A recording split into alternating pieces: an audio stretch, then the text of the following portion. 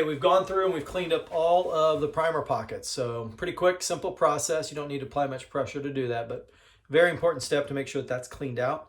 Hey, the next step takes a little bit more effort or time, if you will, and this has to do with the case trimming. So I'm going to actually go through each one of my cases. The first step that I'm going to do, and you can see I've got my trimmer all set up here, is I'm actually going to measure it before I cut it, or trim it, better said. So this is at 2.511. My goal is 2.510. So technically I could probably not trim this case, but I'm going to just put a quick spin on it. And that puts me at 2.5, well, there we go. I'm gonna take a little bit more. And that should be right where it needs. I took a little too much off. So it's at 2.508. So that one is good. Next case, 2.514. So I got to take it down a little bit. So I just repeat this process over and over again. And I do this with each one of them. 2.510, it's right where I want to be. So like I said, this takes a little bit of time to do this.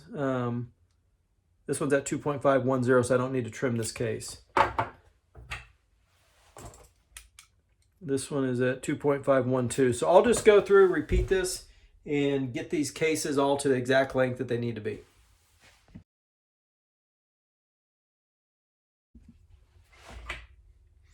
Okay, so I've gone through and I've used my case trimmer and I've got everything trimmed up to the lengths that I need it. From here, what I need to do though now is just make sure that I've deburred this end. So what I'm gonna do from here is I'm gonna take my deburring tool, which is this right here.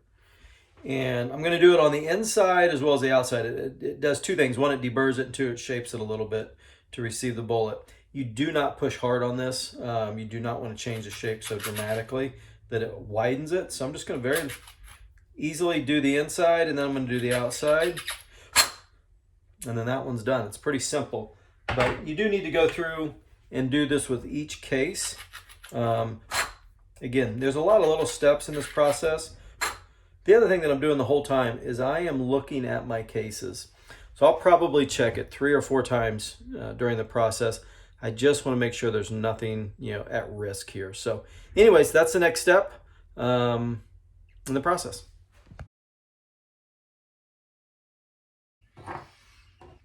Okay, we have finished up, going through and deburring these off and just, cleaning this end up a little bit.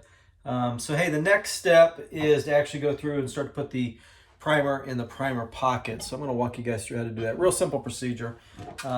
These are easy tools to use, but what will happen sometimes, you'll get to going so fast that as you're doing it, what ends up happening is the primer will kind of turn at an angle and you'll actually push that into the pocket kind of at a sideways. Then it gets locked on here. So what I would recommend is just take your time with this, slow down. I always check to make sure as I look down into this hole that I can see a primer. And then I'm gonna kind of angle this up as I do it. So you've got your primers floating around in here. And then I'm gonna kind of rock this back a little bit so that I can see the primer down in this hole. And then I just slide this in and you notice I've kind of got this at an angle and that keeps that primer from sliding out, and then I'm just gonna squeeze this consistently. When I pull it out, I'm just going to run my finger over it and feel that that it's not raised, and then I know I've done exactly what I need to do with that primer. So it's a feel. Again, I'm just going to kind of shake one in there, angle it back, gently squeeze it up in, check it, and it's good. And I just repeat this exercise, take my time, especially on the squeeze, because if it's at all turned at any angle and that thing gets wedged, it is a booger getting this sucker out of here. So anyways, that's the next step in the process. Pretty simple. And then we're almost to the point where we're ready to start putting powder and bullet in next. So we'll walk through that in just a minute.